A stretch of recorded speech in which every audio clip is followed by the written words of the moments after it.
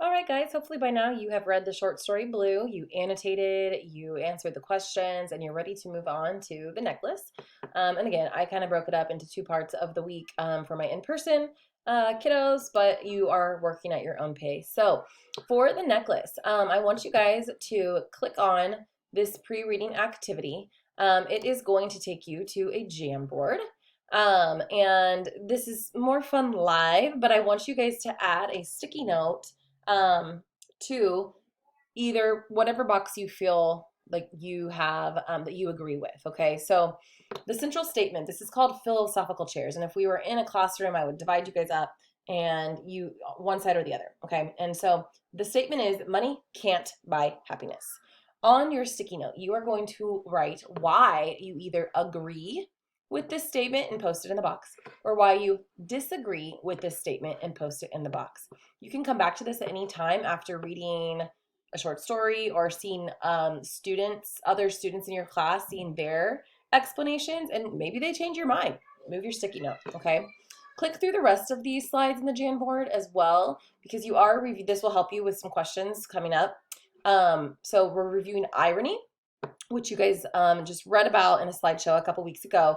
Verbal irony, situational, and dramatic, with examples down here too. So, and then there's 3 slides. So one last one. You saw this already, but it's just the static versus dynamic. Okay, so that is what you guys will be doing to kind of get your mind set on this idea of, okay, what do I really think about money and happiness?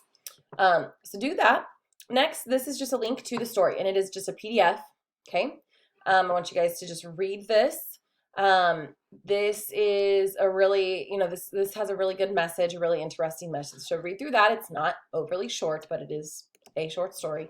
And when you're done, you're going to do an escape room. And this is kind of like a review of the story, and it's fun. If you've never done like a breakout box or escape room or something like that, it's kind of like clues and puzzles and things like that. So you're going to click on this, and I want you to really look here. And to start this kind of has a little explanation, but basically to break out of the breakout room, you're going to start clicking just on pictures, okay? And it's going to take you to clues. And you're probably going to have to look back in the story. Well, I know for sure you will for some of the clues. So she was one of those pretty and charming girls born as though fate had blank over her into a family of artisans. So you are finding the word. So you will have to go back into the story to find that word, put it in there, and then it takes you through, just takes you through all of the clues. I would start by coming down here to where it says answers, and see this little box with the arrow pops up. Click on it.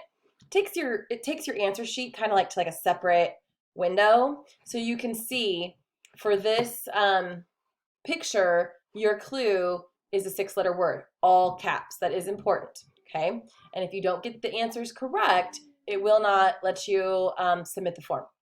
Okay, so I believe there are, how many clues? 6 or 7, I think, clues that you're going to be clicking on. It will take you back into the story to look for the answers to those clues. There is one picture, guys, that takes you to a puzzle. And I don't know which one it is right now. I'm not going to waste time clicking around. It takes you to a digital puzzle. The digital puzzle is blocked by our school's filters. So this is important. If you come back here, here's my puzzle clue. Okay, I just kind of gave it to you. So you can, the web page is blocked, come back here, and the question is, what kind of irony is used in the necklace? And then you can go back to your answer sheet and click it in. And again, I forgot which picture that is, but when you come to a blocked web page, this is the clue. Okay. If you have questions, let me know.